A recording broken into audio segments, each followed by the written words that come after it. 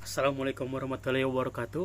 Perkenalkan, saya Eros Chandra Paudi, dan sebelumnya saya memohon maaf kepada Mner Presley Prayogo. Dalam tugas kelompok kali ini saya akan membuat secara individu karena sejujurnya saya tidak mendapatkan kelompok. Jadi izinkanlah saya dalam tugas kelompok tentang cybercrime ini saya akan membuat secara individu. Dan terima kasih kepada Mner Presley Prayogo yang telah memberikan kami tugas yang sangat-sangat menarik ini.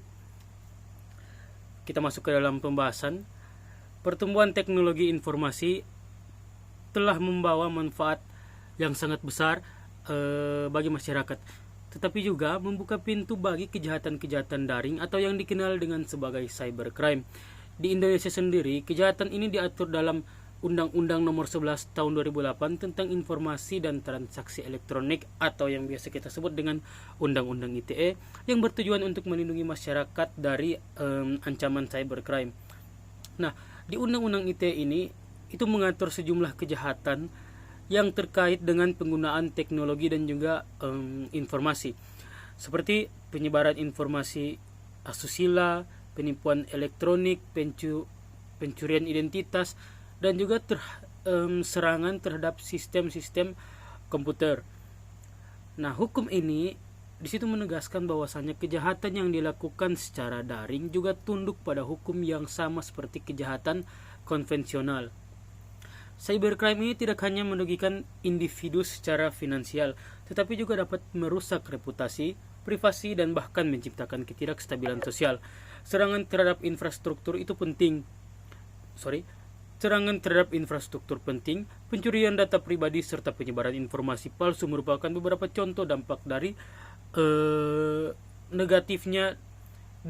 dampak negatif dari kejahatan cybercrime ini.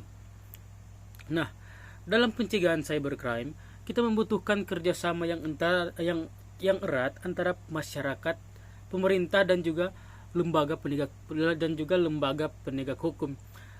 Karena kita harus sadar akan resiko yang terkait dengan keamanan digital itu harus ditingkatkan lagi.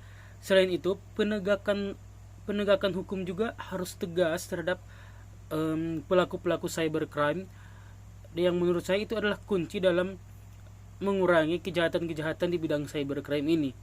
Nah, langkah-langkah yang harus dilakukan menurut saya, yang pertama itu kesadaran dan juga edukasi publik, yang mana pendidikan untuk meningkatkan kesadaran akan resiko cybercrime itu, dan juga cara-cara melindungi diri dari serangan digital, kayak berupa seminar atau kampanye diajarkan di sekolah-sekolah atau semacamnya. Dan juga yang kedua itu kerjasama antara beberapa pihak, misal kolaborasi antara pemerintah dan juga sektor swasta. Terus masyarakat juga harus berupaya untuk mencegah cybercrime ini. Yang ketiga juga penegakan hukum yang tegas.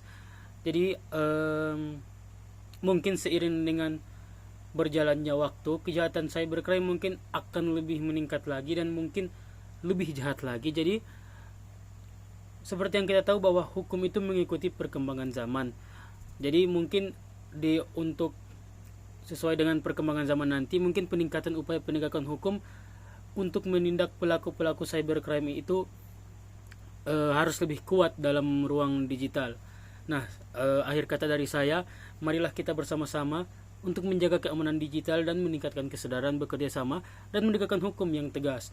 Stop untuk cybercrime demi keamanan dan stabilitas ruang digital Indonesia. Sekian dari saya, Mner, saya sampaikan terima kasih.